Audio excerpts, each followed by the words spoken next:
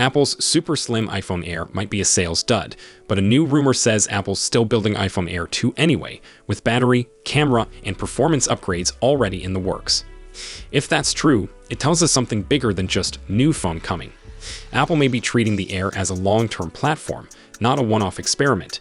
And that matters because the first Air is one of the most interesting iPhones in years, even if it's also one of the easiest to argue against. Today we're talking about a Weibo leak that claims Apple will push ahead with iPhone Air 2 no matter how badly the current model sells, and that Apple intends to stick with the Air concept for at least 2 generations. I'll walk through what the leaker said, why there are several reasons to doubt it, and then the more important question. If Apple does make iPhone Air 2, what changes would actually make the Air line make sense for buyers and for Apple? Quick note, this is a rumors and analysis video. Nothing here is confirmed by Apple, and the details can shift fast. Let's start with the situation the rumor is reacting to, iPhone Air sales. It's been widely reported that the iPhone Air isn't meeting expectations. One report even framed demand as basically non-existent, and that lines up with the core problem of the first iPhone Air. It's a premium-priced phone built around a single, very specific advantage, thinness, while compromising on the exact areas many people expect a premium iPhone to dominate, camera versatility and battery life. So that's the backdrop. Now here's the rumor. A post on Weibo from the Chinese leaker Fixed Focus Digital claims Apple still plans to release iPhone Air 2 regardless of how poorly the current Air sells. The post also suggests Apple will grit its teeth and push through for at least 2 generations. On its face, that's a strong statement. Apple doesn't usually grit its teeth on hardware. Apple cancels, pivots, or quietly retires things. So when a leak uses language that implies Apple is forcing itself to keep going despite bad economics, it should immediately raise eyebrows. And there are 3 big reasons to be skeptical. Weibo posts get reposted, machine translated, paraphrased, and then summarized by accounts that each add their own spin. In this case, the keyword is often translated as iterated, but iterated doesn't always equal released. It can mean continued development, internal prototyping, or a product line staying on the roadmap without a firm launch timing. Even within English summaries, there are slight differences. Some translations phrase it like no matter how abysmal the sales are, others like no matter how badly it sells. Those sound similar, but the tone and certainty can change depending on the original wording. So before we treat this like a hard promise, it's worth remembering. This may be more like Apple continues work on the next one, not it's shipping next year no matter what.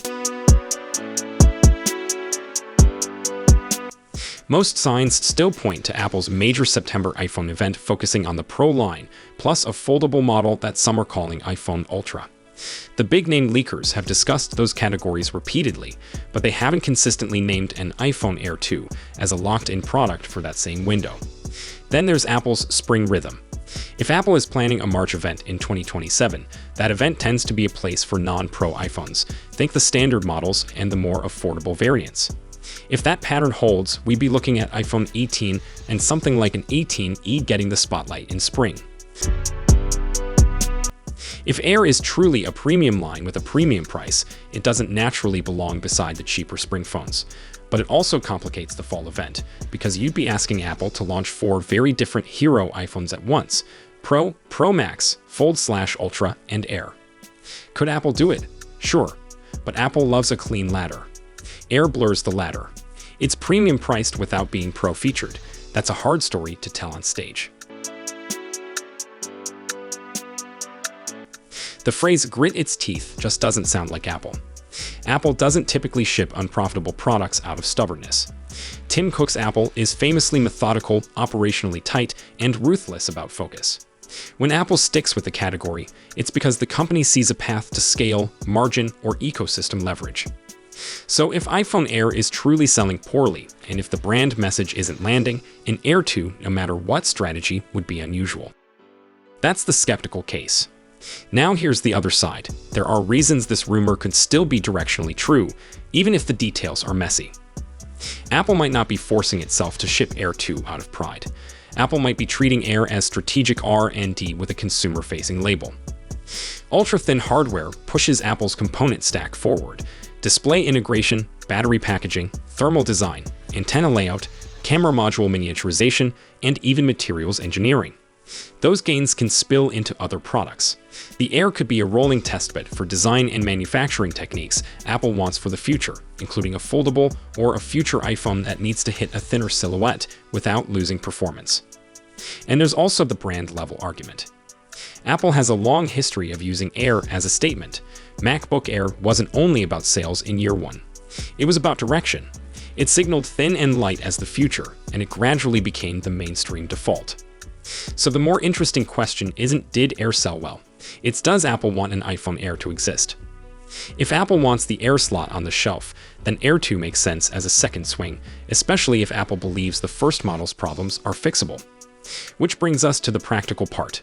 What would iPhone Air 2 need to change? 3 things: camera, battery, and performance. Exactly what this rumor hints at. First, the camera.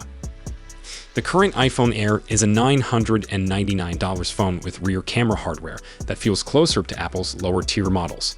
That's the biggest spec sheet red flag. Premium iPhone buyers expect flexibility, wide, ultra-wide, and especially telephoto.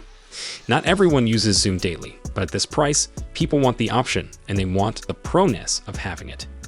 The harsh truth is this: for many tech buyers, one rear camera reads as not premium, even if the sensor is good.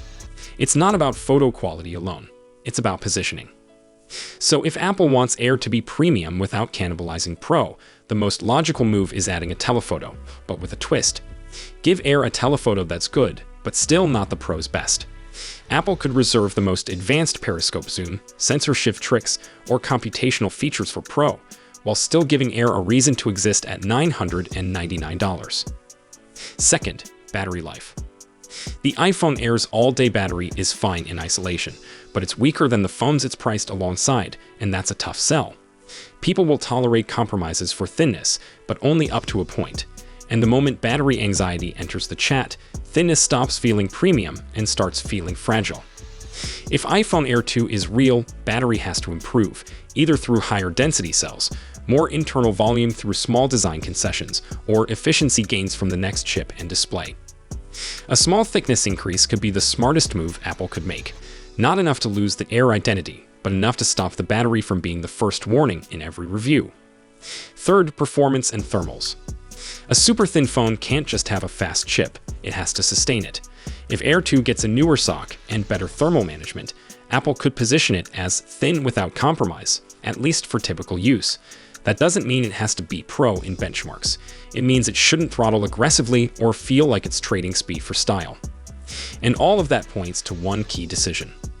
Apple has to decide whether the Air is a fashion-first iPhone or a premium everyday iPhone that happens to be thin. Right now, the first iPhone Air feels like the former. It's beautiful and distinctive, and in a market where most slabs look the same, that matters. People notice it. It gets questions. It has that rare, new object energy. But it frustrates power users because the sacrifices land in the exact places power users care about. So if Apple actually has battery, camera, and performance upgrades in development for Air 2, that sounds like Apple understands the complaint list and is at least exploring how to solve it. There's also an external pressure point. Chinese Android brands have been proving you can be very thin without being under-spec'd. Some have accepted a slightly thicker profile to fit a bigger battery and a full camera array, while still looking dramatically slimmer than typical flagships. If Apple doesn't want the Air to feel like thin at any cost, it has a playbook to study. Now, does that guarantee an iPhone Air 2 release? No. My expectation is still cautious. Until more independent sources corroborate this, the safest read is Apple is continuing internal development, but launch timing and even branding aren't guaranteed. However, I don't think the Air concept should be dismissed as a failure. It's a rare iPhone that feels different. And if Apple can reduce the compromises, especially by adding a telephoto option and meaningfully improving battery, it could turn the Air into a legitimate third pillar, not Pro, not base, but premium minimal. That could also give Apple more flexibility as the lineup expands. A foldable iPhone Ultra would likely sit at the very top. Pro remains the performance and camera king. Air could become the design-forward option for people who want premium materials and a premium feel without carrying the thickest device in the lineup. So here's the bottom line on the rumor. The wording might be overstated, the timing is unclear, and Apple's usual behavior makes shipping no matter what sound unlikely. But the strategic argument for keeping the airline alive is real, and the upgrade path is obvious. If Apple wants iPhone Air to succeed, iPhone Air 2 can't just be thinner, it has to be smarter. If you want me to cover every credible iPhone Air 2 leak as it drops, especially camera module changes and battery tech, subscribe. And tell me in the comments, would you buy an iPhone Air if it had a telephoto camera and pro-level battery, even if it got a little thicker? For now, treat iPhone Air 2 as in development rather than guaranteed to launch. But keep an eye on this line, because even weak sales don't always kill a strategy. Sometimes they just force the second version to finally get the balance right. So that's all we know for now. We'll be sure to keep you updated as soon as we have more information. Thanks for watching.